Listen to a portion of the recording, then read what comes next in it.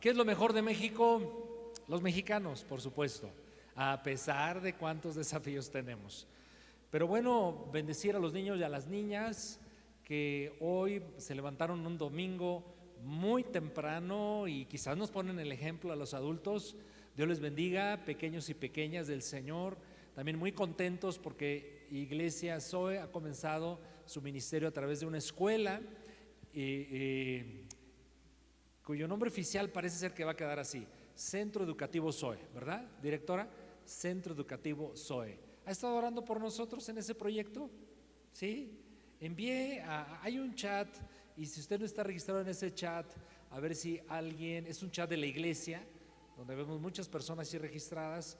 Nadie puede comunicarse con nadie, es ese tipo de chats que solamente controla el administrador, lo controlo yo y otra persona, y solamente subimos información pertinente para la iglesia.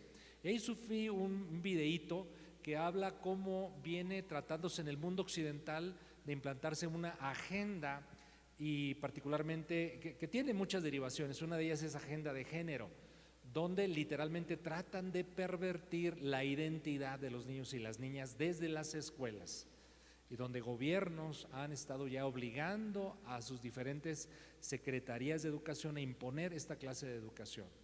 Entre otras razones, el Centro Educativo de Zoe se levanta para guardar a los niños y a las niñas. Pero papito y mamita, siempre estate atento de lo que tu hijo y tu hija vive en el transcurso de horas conviviendo y compartiendo con muchas personas.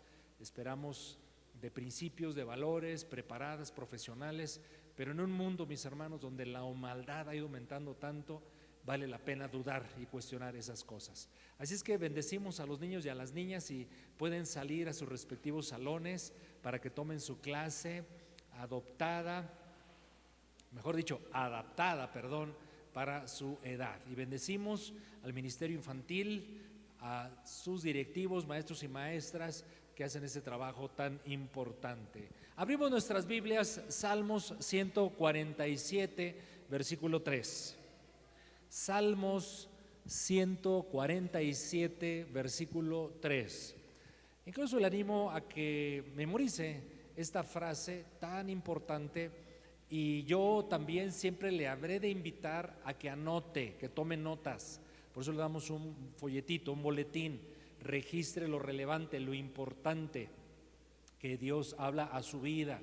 Y recuerde que se graba la sesión tanto en Facebook Live, pero en Facebook está todo el servicio, pero en YouTube, en Soy Iglesia en YouTube, está solamente la predicación. Yo le animo a que la repase, y si Dios le habla a su vida, vuelva a escucharla y compártala con alguien que usted piense le va a servir, y le aseguro que sí va a servir al menos a alguien. Salmos 147, versículo 3. Él sana a los quebrantados de corazón y venda sus heridas. ¿Cuántos dicen amén? Él, Dios, pero particularmente Jesucristo, sana. Conocemos a nuestro Señor Jesucristo en su carácter de Salvador, de libertador, pero también de sanador. Él sana a los quebrantados de corazón. ¿Y qué hace con las heridas? Las venda en ese proceso de sanidad del corazón. Padre, pedimos la bendición y dirección de tu Espíritu Santo para que la palabra predicada cumpla su propósito, para que seamos renovados, fortalecidos, equipados, pero corregidos por tu palabra. Suplicamos que nos ilumines, Espíritu Santo. Nos disponemos con todo nuestro ser a estar atentos a tu voz, Señor Jesús, y en lo personal suplico de tu gracia. Oramos en el nombre de Jesús. Amén. Por supuesto, mis hermanos, que todos hemos tenido alguna clase de herida física.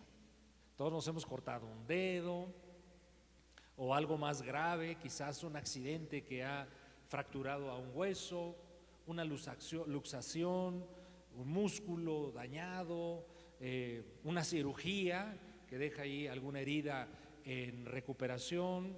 Bueno, todos hemos pasado por eso desde pequeños, ¿a poco no? De hecho es parte de la vida. Y estas heridas del cuerpo, respecto a ellas uno tiene diferentes reacciones, casi siempre van acompañadas de dolor, al menos de algún tipo de molestia, pero a veces hay un dolor incapacitante. ¿Cuántos han pasado por ahí que han tenido dolores que los incapacita literalmente a hacer algo? Pues todos hemos pasado por ahí, ¿verdad? De alguna u otra manera, o algún momento de nuestra vida. Está como aquella persona, ese es un cuento, lo recordé, me permiten compartirlo, es un clásico que todos conocen. Llega el enfermo al médico, al traumatólogo, y le dice: doctor, es que con mi dedo me toco aquí y me duele, me toco acá y me duele. Ya se lo sabe, ¿verdad? Y me toco aquí y me duele, y me toco aquí y me duele. Y el doctor lo revisa una y otra vez y estudia, pues usted no tiene nada. Sí, mire, va a ver cómo me toco y me duele. Pues es que el problema estaba en el dedo, mis hermanos. Sí, las heridas del cuerpo causan desde molestias hasta incapacidad. Ahora, lo más común es que con cierto tratamiento y descanso estas heridas van a desaparecer y nos vamos a recuperar. Casi siempre es lo común. Ahora bien, hay otra clase de heridas que causan también dolor y también ciertas incapacidades. Son las heridas del corazón, son las heridas del alma. Algunos les refieren como heridas emocionales. Creo que sabemos más o menos lidiar con las heridas físicas, pero muchas veces no sabemos cómo tratar con las heridas del alma. El texto que leímos inicialmente habla de la actividad sanadora de nuestro Señor justamente en el área del corazón, que para efectos de esta enseñanza lo voy a referir también como alma. Hablemos un poco, bíblicamente hablando, por supuesto, del corazón y sus implicaciones con el alma. Todos sabemos lo que es un corazón, pero no solamente la Biblia se refiere al corazón biológico, a ese aparato que tenemos en el centro de nuestro pecho, que late aproximadamente unas 115,000 veces al día, en promedio 80 veces por minuto. Y en un año, ¿cuántas veces cree que nuestro corazón hace este movimiento? Aproximadamente 42 millones de veces el corazón está bombeando la sangre en un año. Pero este corazón también se refiere a la vida interior. Es una forma que la Escritura refiere la vida no visible a los ojos humanos, pero sí manifestable. Es la vida interior. En el corazón, de acuerdo a la Escritura, están radicados los pensamientos, los sentimientos, los deseos, la voluntad. Por eso dice Proverbios 4:23: sobre toda cosa guardada, guarda tu corazón, porque del corazón mana la vida. Es decir, todo lo que somos, nuestra personalidad, nuestro temperamento, lo que estamos pensando, lo que estamos sintiendo, lo que sale de nuestras bocas, los deseos, la voluntad, las decisiones, manan de una facultad interior que la Escritura refiere como corazón, pero en otras partes de la Escritura también como alma. Así es que las facultades, repito, de pensar, tener sentimientos, deseos, etcétera, son facultades del alma. Leamos nuevamente Salmos 147:3. Y ahora vamos a sustituir la palabra corazón por alma. Yo lo leeré así: Él sana a los quebrantados de su alma y venda las heridas del alma. Y es el tema de hoy: cómo sanar las heridas del alma. Bueno, ¿cuáles son estas heridas que deben ser sanadas, restauradas? ¿Cuáles son estos quebrantos del corazón? ¿Cuáles son estos quebrantos de nuestras almas? Voy a usar una palabra común que forma parte ya de nuestro léxico contemporáneo, a base de estarla escuchando, pero que originalmente tenía un uso médico. Y me refiero a la palabra trauma. La palabra trauma deriva del griego y significa literalmente herida. Un trauma entonces es una herida más o menos duradera que puede ser provocada obviamente por diferentes situaciones, pero implican mucho dolor. No soy psicólogo, mis hermanos, y estudio la conducta humana, pero desde la perspectiva pastoral y por supuesto bíblica. Pero consulté un diccionario, una enciclopedia técnica, y define un trauma así, y particularmente un trauma emocional. Un trauma emocional es un choque, una impresión emocional que produce un daño duradero en lo profundo del ser de una persona. Después de haber vivido un evento extremadamente aterrador o angustiante que ha sobrepasado sus mecanismos de afrontamiento. Y esta información que le comparto también la obtuve de algún recurso, digamos, profesional. Y refiriéndose a los traumas, algunos expertos les gusta clasificarlos en 3 fases de la vida. Se pueden recibir traumas desde la época prenatal, en el embarazo, cuando el bebé está en el vientre de la madre, desde rechazo, sentimientos negativos de los padres. Una madre soltera, imagínense la situación de angustia y de dolor y cuántas cosas pueden ocurrir en una mamita que va a llegar al alumbramiento sin un esposo al lado, un padre que acompaña a ese bebé, sentimientos que están afectando al bebé. Ahí el bebé no lo entiende obviamente, pero está sintiendo lo que siente la mamá, o a veces el padre, ¿verdad? La angustia económica porque viene el bebé en camino y no hay manera de afrontar económicamente la situación. Bueno, todas esas cosas, los niños, y eso va a ser difícil medir obviamente en el vientre de la madre, pero se ha llegado a esta conclusión, que aún en el vientre de la madre los niños pueden recibir cierta clase de traumas. En la época de la niñez, pues ya hay más percepción del entorno y de las influencias que están recibiéndose. Y bueno, desde el rechazo, experiencias de miedo, de abuso, de humillación, el ahora conocido como bullying, que siempre ha existido. Conocí a unos pastores norteamericanos, pero radicados en México, cuyos hijos habían adoptado una niña de aquel país en Europa oriental, Rumanía, y que en la época en que este país estaba gobernado por un sistema comunista, por alguna razón el gobierno hizo experimentos con niños y los sacaron del seno materno y los llevaron a vivir a un hospital, aislados de su familia. ¿Y cuál fue la observación que se hizo de estos niños? Que no caminaban, eran los 4 años de edad y todavía no caminaban, ni hablaban. Y entonces, una vez que se rompe el sistema comunista, se destruye el famoso muro de Berlín, etcétera, pues muchos países occidentales voltean sus ojos a estas naciones y llegan algunos a este hospital y encuentran este tipo de condición, y entonces empieza a promover la adopción. Bueno, los hijos de estos pastores adoptaron una niña de ese lugar. No hablaba, no caminaba, ya tenía casi 5 años. ¿Cuál fue la terapia que se le aplicó a esta niña para que finalmente y actualmente sea una niña normal? El amor, el afecto, los abrazos, el apapacho.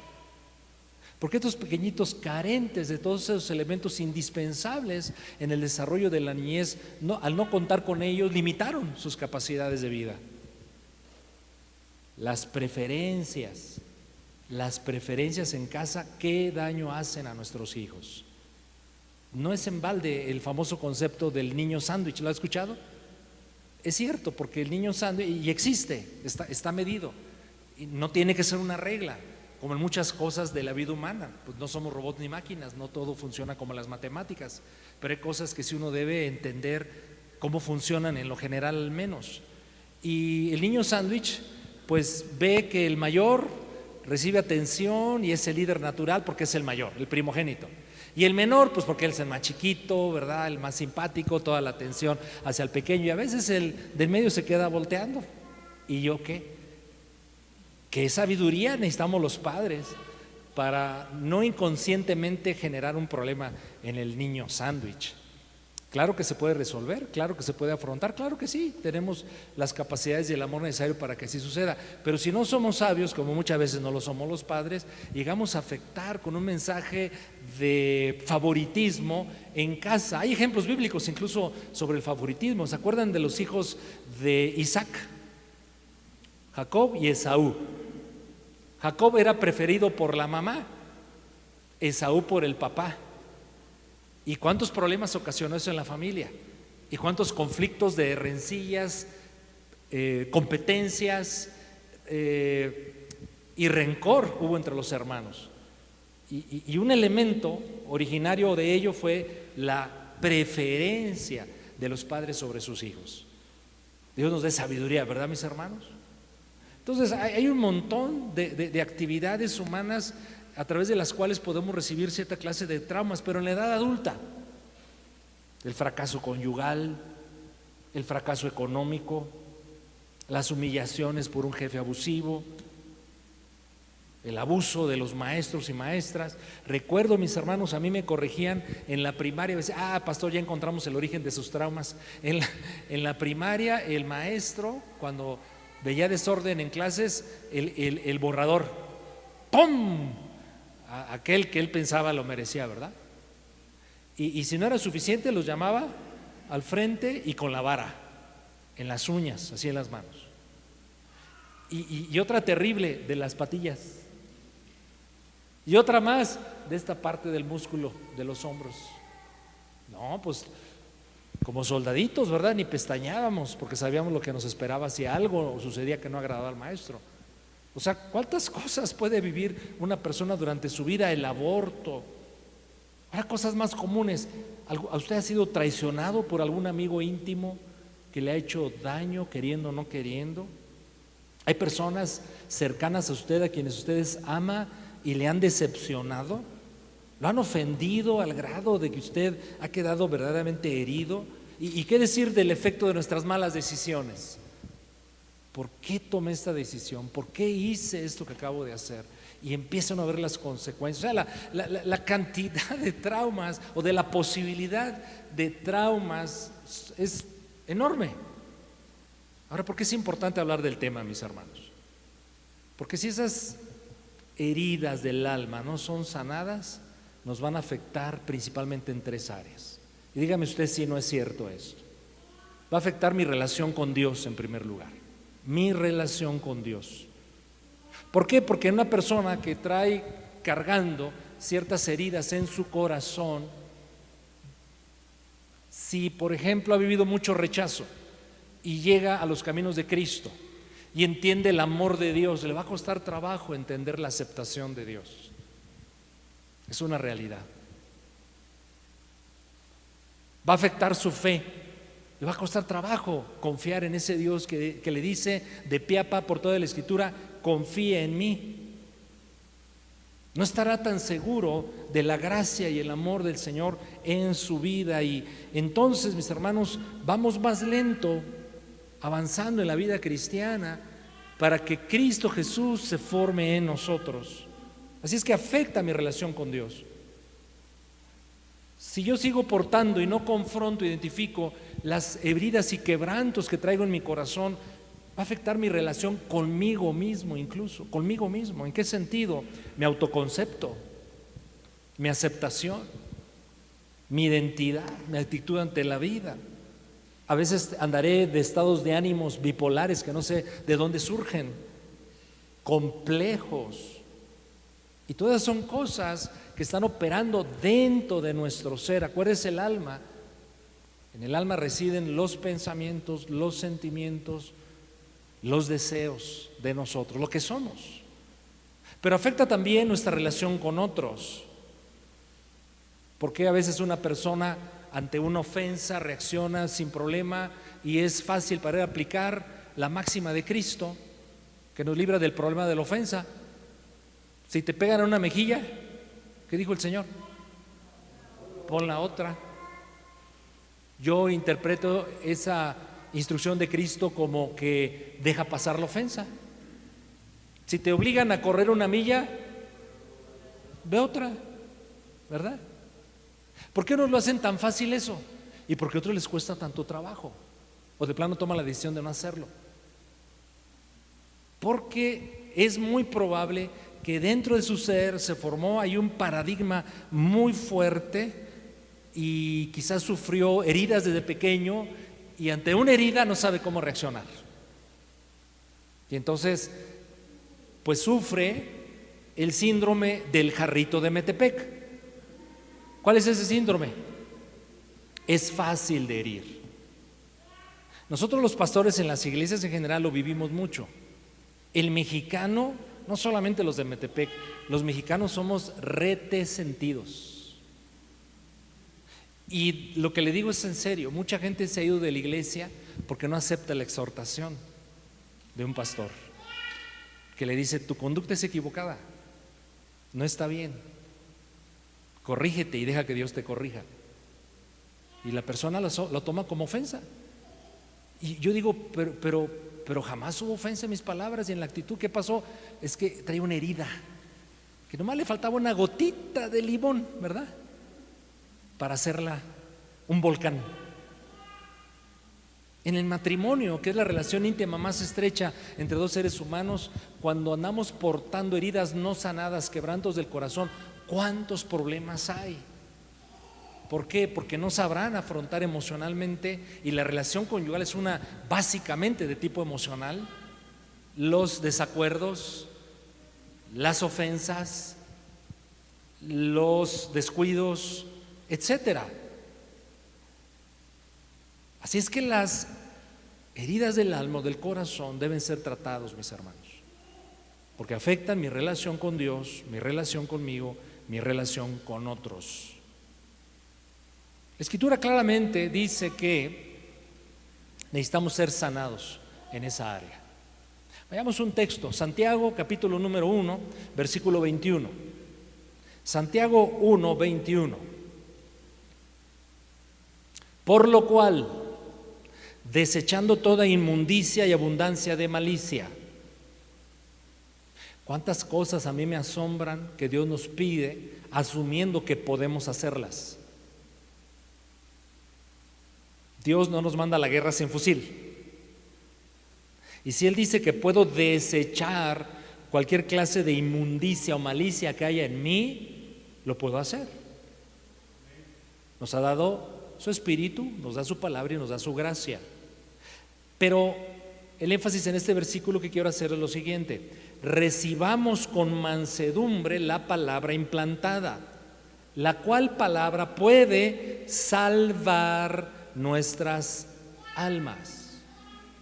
La palabra puede salvar nuestras almas. Ponga mucho ojo en esto. Estamos hablando de un tema el día de hoy. ¿Cómo se llama el tema, mi hermano Benjamín? ¿Que le dio de su esposa? ¿Ahí lo anotó? ¿Cómo sanar las heridas del alma? Estamos hablando de eso. Sanidad del alma, sanidad de los quebrantos del corazón. Y este versículo dice que la palabra sana nuestras almas. ¿Cuántos de ustedes son salvos? ¿Sí? ¿Amén? Entonces, ¿cómo explicamos este versículo? Aquí se nos dice que la palabra puede salvar nuestras almas. Vamos a meditar un poquito en este pasaje, es bien importante. La palabra salvación de este versículo también significa sanación. Usted va a encontrar a través de la Escritura que la palabra salvación también es sinónimo en ciertos contextos de sanación.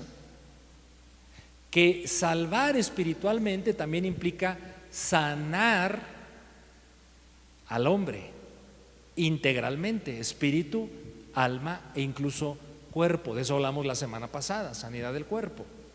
Si quiere anotar esto, usted, que yo siempre le voy a decir, anótelo por favor, se le va a olvidar. Por eso a algunos de ustedes luego les hago preguntas. ¿Sabe por qué? Porque me doy cuenta que no está escribiendo. Entonces le señalo, no para exhibirlo, para ayudarlo, porque le va a servir lo que yo le estoy diciendo. y lo pueda repasar. Esa es la intención. La palabra salvar de ese versículo que está en pantalla, ¿está observándolo? Salvar procede de un vocablo griego que es soteria, que significa salvación. Verbo sosein, salvar. Fíjese el significado de esta palabra y su uso y aplicación en la Escritura y en nuestras vidas. Soteria, salvación; sosein, salvar, significa ser liberado de enemigos, ser liberados de tribulación, ser rescatados de opresión, obviamente liberados de pecados, pero también implica sanidad del cuerpo y sanidad del alma. Entonces este versículo no está hablando de salvación espiritual, porque ya somos salvos, somos hijos de Dios, nuestro nombre está escrito en el libro de la vida eterna. ¿De qué clase de salvación está hablando? De la sanidad de nuestra alma. Algunos sustituyen esta idea por el proceso de santificación que estamos viviendo los hijos y las hijas de Dios.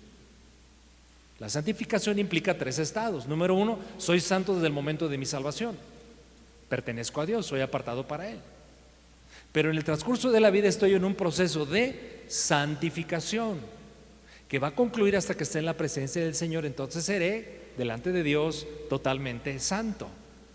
Son de esas cosas que los teólogos, y yo se lo he dicho muchas veces, le llaman las cosas que son pero todavía no son. Esta es otra de ellas. Soy salvo, pero estoy siendo salvado. ¿Ok? Y un día seré plenamente salvo. ¿De qué estoy siendo salvado? Ya fui salvo de la muerte. Si hoy tú te mueres, Dios no lo quiera, tú te vas al cielo, porque ya fuiste salvado de la muerte. Estamos siendo salvados de un montón de problemas que traemos en nuestro ser interior, que nos autolimitan, que limitan nuestra relación con Dios, que nos afectan a nosotros mismos. Y en la terminología de la enseñanza de hoy le estoy llamando heridas del alma, quebrantos del corazón. Pero vayamos a lo sustancial del tema de hoy y cómo afrontar esto. ¿Qué dice la Biblia? ¿Cómo puedo ser sanado? Hasta este momento de mi mensaje, ¿alguno puede identificar áreas de su vida en las cuales necesita que Dios trabaje? ¿Sí o no? A ver, levante la mano solamente para hacer un pequeño examen. Yo por delante también, mis hermanos. Ahora sí, dile que está a tu lado, no os hagáis. Todos tenemos, porque estamos en la tierra, porque portamos una naturaleza pecaminosa, porque vivimos en un mundo caído, porque todavía no soy perfecto, todos necesitamos áreas de vida para ser tratadas, sanadas por el Señor. Y porque al vivir en un mundo caído, lleno de mucha maldad y compartiendo la vida con seres imperfectos, soy susceptible de recibir y de haber recibido traumas, heridas. Todos tenemos una porción de eso. Y por eso el Señor quiere sacarnos de esa condición. Y hoy me va a sacar de una y mañana de otra, y voy a enfrentar otro reto y a lo mejor me va a implicar otro trauma, pero el Señor siempre estará de mi lado para que se cumpla el versículo inicial de hoy, que el Señor sana a los quebrantados del corazón y venda sus heridas. ¿Cómo le hace Dios? Te voy a compartir 4 formas en las cuales Dios sana las heridas del alma.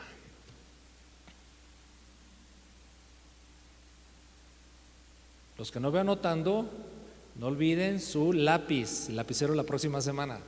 Véngase a la iglesia con pluma, con Biblia, y aquí le damos el boletín, anote 4 formas. Y si no quiere anotar, entonces vea en YouTube el mensaje, repáselo y compártalo con otro, porque yo sé que alguien va a bendecir además de usted. ¿Cómo entonces es la pregunta? ¿Qué es lo primero que debemos hacer? Si vuelves a poner, por favor, Salmo 147:3. Cuando estamos enfermos, ¿a quién vamos? Normalmente al médico, ¿verdad? ¿Cómo que al curandero? No, ya no vamos a esas cosas, mis hermanos. Lo primero, venir al Señor. Qué descubrimiento, pastor, ¿verdad? Qué revelación nos acaba de dar. Bien inspirado, pastor, esta mañana. Venir al Señor. Pero yo añadiría, venir al Señor con dos actitudes: confianza y esperanza. Venir al Señor con confianza y esperanza. Déjeme desarrollar esta idea. Acompáñame a Juan 6, 28 y 29. Juan 6, 28 y 29. ¿Están ahí todos? Entonces le dijeron a Jesús, sus discípulos: ¿qué debemos hacer para poner en práctica las obras de Dios? Capítulo 6 de Juan. Anote ahí en su boletín, tarea. Voy a leer todo el capítulo 6 de Juan. Bien importante para entender un montón de cosas que el Señor quiere que sepamos. Capítulo 6 de Juan. Pero bueno, ahí se va narrando un milagro, la multiplicación. ¿Se acuerda la multiplicación de los panes y los peces? Eso generó una popularidad tremenda en Cristo Jesús. ¿Quién tiene el poder para darle de comer con solamente poquitos peces y panes a una multitud de miles? Después el Señor manda a sus discípulos a la barca a cruzar el lago de Genesaret o de Galilea, y se levanta una tormenta y Jesús camina sobre las aguas y se le aparece a los discípulos y calma la tormenta. Entonces los discípulos, al ver todo eso que Jesús acaba de hacer, le dicen: bueno, ¿qué debemos hacer para hacer esta clase de cosas? Evangelio de Juan, la palabra obras significa milagros. Anótelo, le va a servir esto. Y entonces los discípulos le están diciendo: maestro, ¿qué debemos hacer para hacer lo que tú haces? Y entonces yo le aseguro que si Jesús le hubiera dicho: bueno, número uno, se me ponen a ayunar 40 días, como yo lo hice antes de empezar mi ministerio. Número dos, los veo muy flacuchos, se me van al gym todos los días a las 5 de la mañana, 2 horas diarias. Número 3, se van a tomar sus botezotes de licuados con vitaminas. Y número 4, y yo le aseguro que si uno quisiera hacer las obras de Dios, haríamos eso. Porque nos encanta preguntar a Dios: ¿qué me pides que haga para recibir lo que tú me quieres dar? Pero ¿cuál es la respuesta divina? Versículo siguiente. Respondió Jesús y les dice: esta es la obra de Dios, que crean en el que me ha enviado. Creer, confiar en el Señor, confiar en Dios. Isaías 61, versículo 1 al 3, contiene una de las descripciones más hermosas del ministerio sanador de nuestro Señor Jesucristo, que registra Lucas capítulo 4. Pero vayamos al origen de la profecía aplicada en Jesús y vivida por nuestro Señor Jesucristo. Isaías 61, versículos 1 al 3. El Espíritu del Señor está sobre mí, porque me ungió Jehová, me envió a predicar buenas nuevas a los abatidos, vendar a los quebrantados de corazón, publicar libertad a los cautivos, a los presos apertura de cárcel, a proclamar el año de la buena voluntad del Señor, el día de la venganza del Dios nuestro, a consolar a los enlutados. No tenemos tiempo para desarrollar todas las actividades sanadoras que aquí Jesús está mostrando haría toda vez que llegase a la tierra, y por supuesto ahora también. Pero el versículo número 3, a ordenar que a los afligidos de Sión se les dé. Me encanta este versículo. El Señor puede y quiere darnos gloria en lugar de ceniza. Ceniza es una expresión simbólica de dolor. Que se les dé óleo de gozo en lugar de luto, manto de alegría en lugar de. Y tú y yo eventualmente traemos espíritu angustiado, producto de algún trauma, presente o pasado. Y serán llamados árboles de justicia, plantío del Señor, para gloria suya. En esta semana platicamos con dos viudos, una señora, un señor, y los dos nos compartieron el dolor que se sufre al perder al esposo o a la esposa. Es de los dolores más profundos. ¿Qué hacer? Su servidor con cierta frecuencia acude a velorios y sepelios en función de que fallecen miembros de la iglesia y me tienen confianza y me invitan. ¿Qué se le dice a un deudo? A la persona pues que está en luto. ¿Qué palabra eficaz, qué acción contundente puedes tú hacer para tratar de consolar tan profundo dolor? ¿Tiene usted alguna fórmula? Compártamela, yo todavía no la encuentro. Y a veces lo mejor es, miren, como dicen algunos, calladito te ves más bonito. A veces solamente hay que estar, acompañar. ¿Cuántos han leído el libro de Job? Job pasa lo peor que un ser humano puede pasar. Y en su terrible condición van a él a visitarlo tres amigos: Bildad, Elifaz y Sofar. Sí, Sofar. Y después llega un cuarto, Eliú. Pero los tres primeros amigos lo ven a lo lejos y dice que se pusieron a llorar en la condición que ven de Job. Terrible. Y llegan y se sientan junto a él. Y durante 7 días, ¿saben qué hicieron? No dijeron nada. Mis hermanos, porque a veces calladitos nos vemos más bonitos, ¿sí? Y platicando con estas personas nos dejaban ver, no hay consuelo de parte de hombre. No hay consuelo de parte de hombre. Mi hermanita, ahí por favor. A usted le estoy hablando. Me quito aquí. A usted, ayude a mi hermano. Eso. Solamente hay uno que nos puede consolar en lo profundo de nuestro ser, mis hermanos. El que promete sanar a los quebrantados del corazón y vendar nuestras heridas. Y entonces, ¿qué hacer? Platicando con estos hermanos, esperar en el Señor. ¿Y qué cree que hizo Dios con estas dos personas? Cumplió el versículo número 3. Cambió su vestido de ceniza por vestido de gloria. Y a ese luto el Señor lo llenó con óleo de gozo. Y a ese espíritu angustiado el Señor a ambos les dio un manto de alegría. ¿Quién lo hace? ¿Quién lo hace? Lo hace Dios.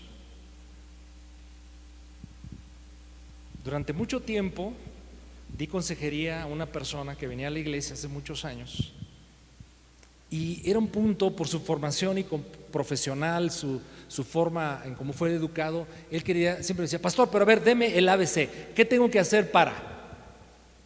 Ok, pues ora, estudia la palabra, congrégate, participa, intrégate. Pero no lo convencí a nada de eso. No, deme a mí algo más práctico, como lo que hago en mi negocio para resolver un conflicto.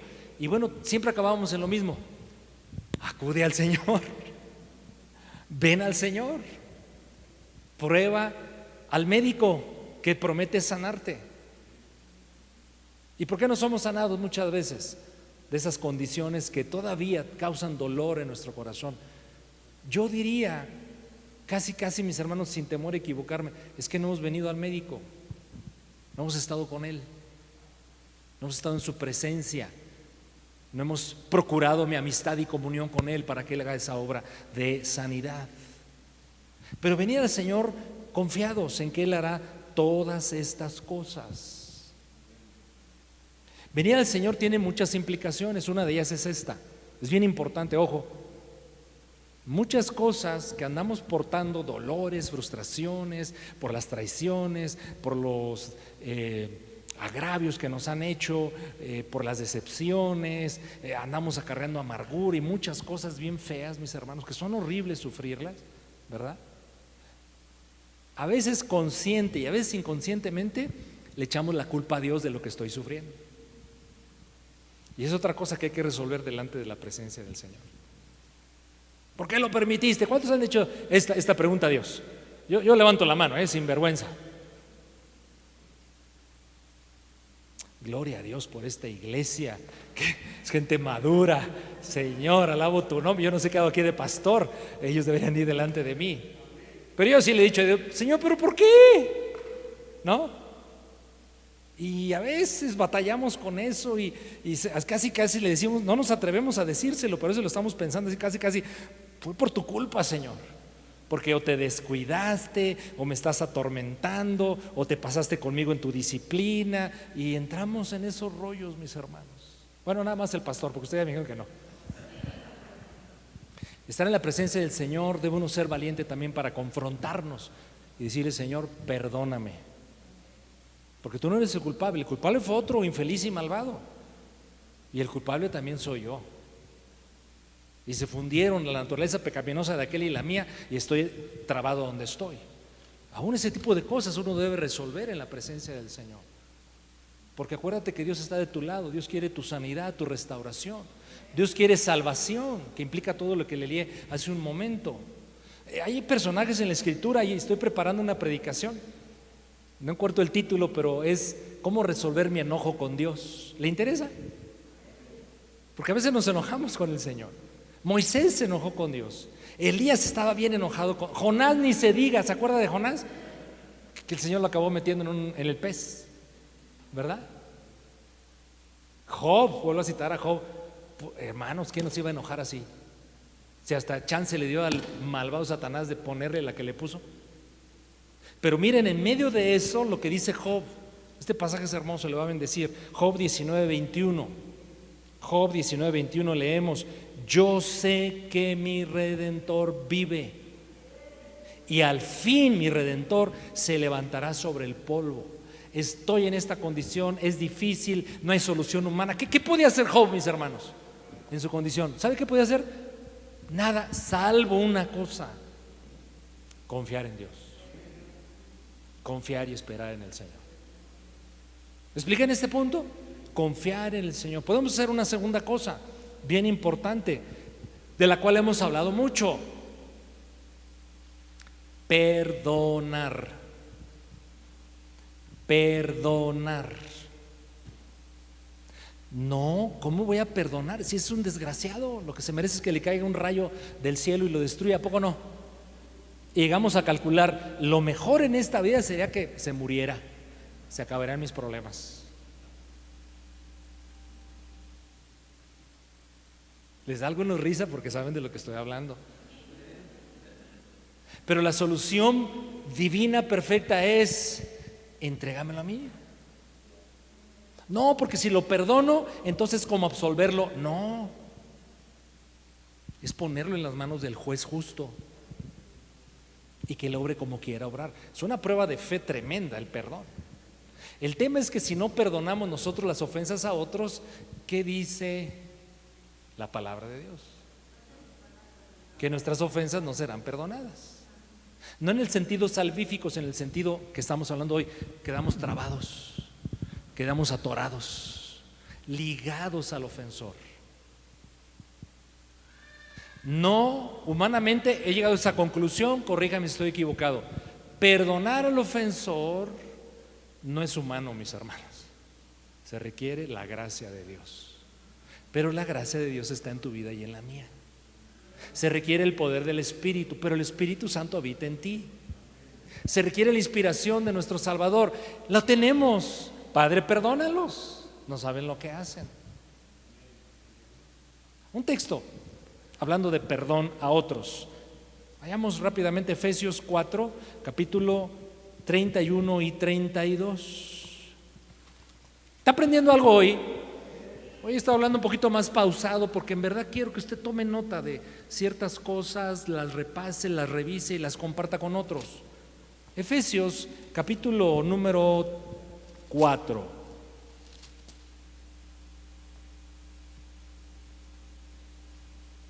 Quítense de vosotros toda amargura.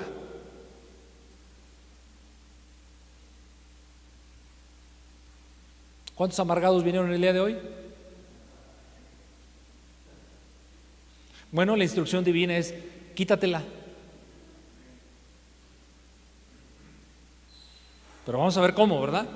Quítense de vosotros toda amargura, todo enojo, toda ira, ¿verdad? Son 3 sentimientos que están ahí operando, terribles. Removiendo, poniéndole limón a la herida, al trauma. Amargura, enojo, ira. Pero después esas acciones tarde que temprano se van a manifestar, van a ser visibles, van a salir de nosotros. Y por eso la segunda parte del versículo dice: quítense de vosotros toda gritería. Por eso nos gritamos luego en el matrimonio. Necesito hacer aquí una observación en honor y cuidado de mi esposa. En la casa de ustedes no hay gritería, gracias a Dios. ¿Quién grita en la casa, hija?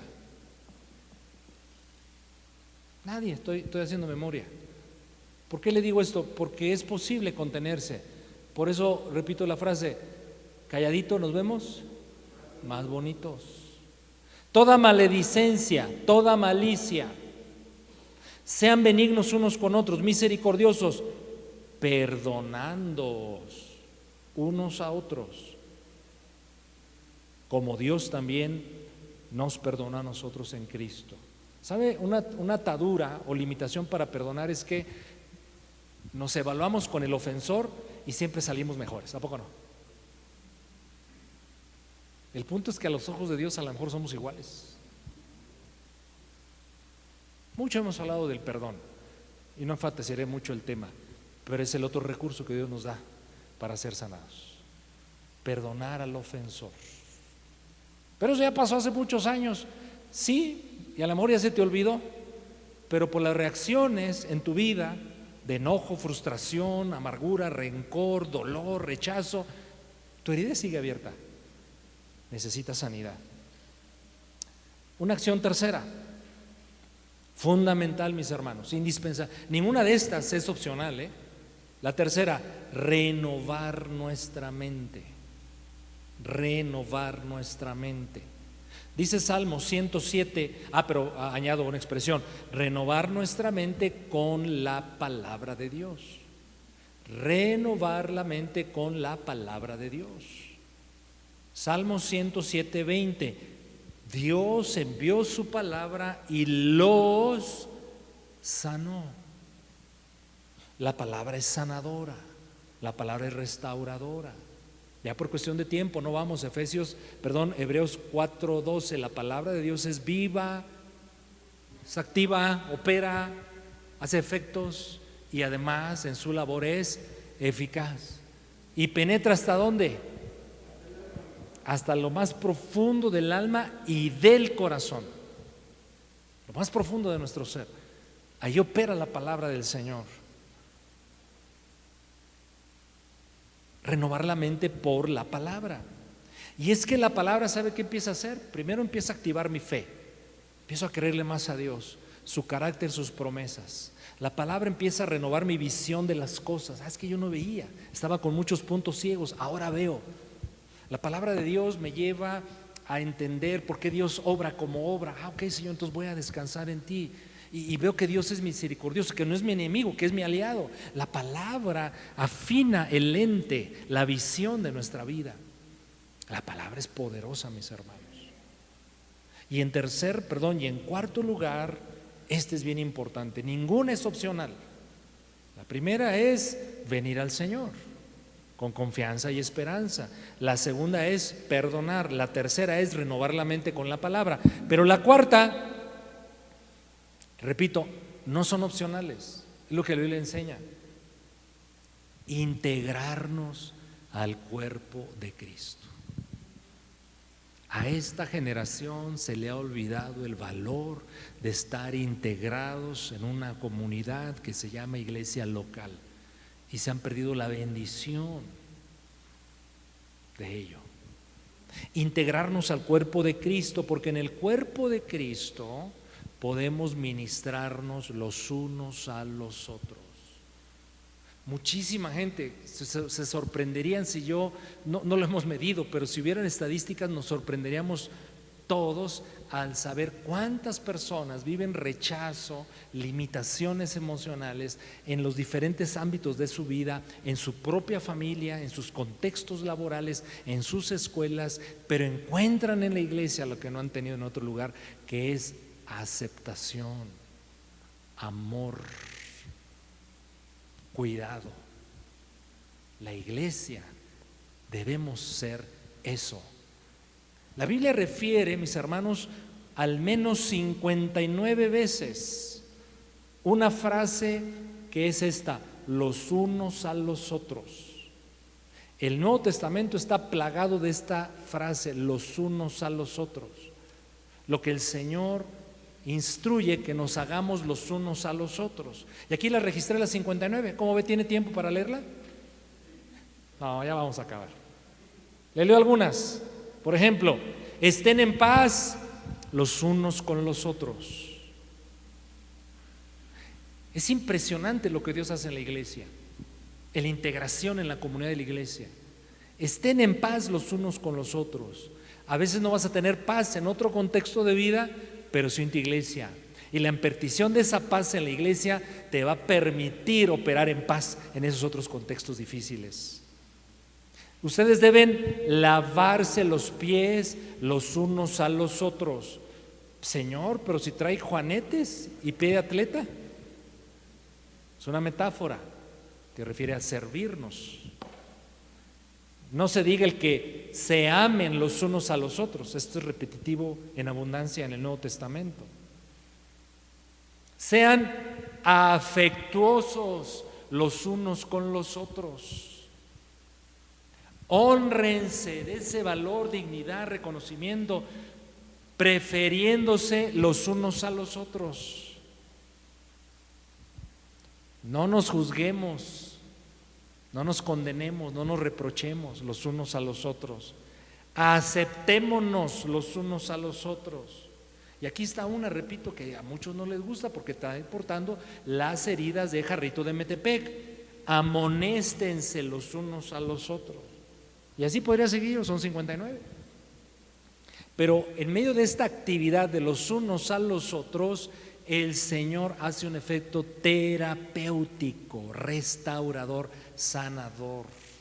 Es uno de los tantos propósitos por los cuales el Señor quiere que seamos un cuerpo, miembros los unos de los otros. Porque en esa interacción de gracia, de amor, compañerismo, atención, honra, cuidado mutuos, somos sanados. ¿Alguno de los presentes puede reconocer, o quienes nos siguen en la transmisión, que andan portando en este momento algún tipo de herida emocional? ¿Todavía se siente cuando alguien le habló feo? ¿Todavía se ofende con facilidad? ¿Todavía recuerda ese episodio difícil en su vida de abuso, de maltrato, y todavía siente ahí feo y deseos de venganza?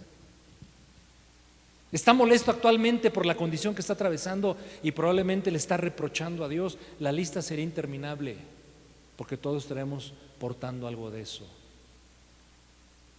Pero ¿qué le parece que vengamos al sanador? Inclina tu rostro.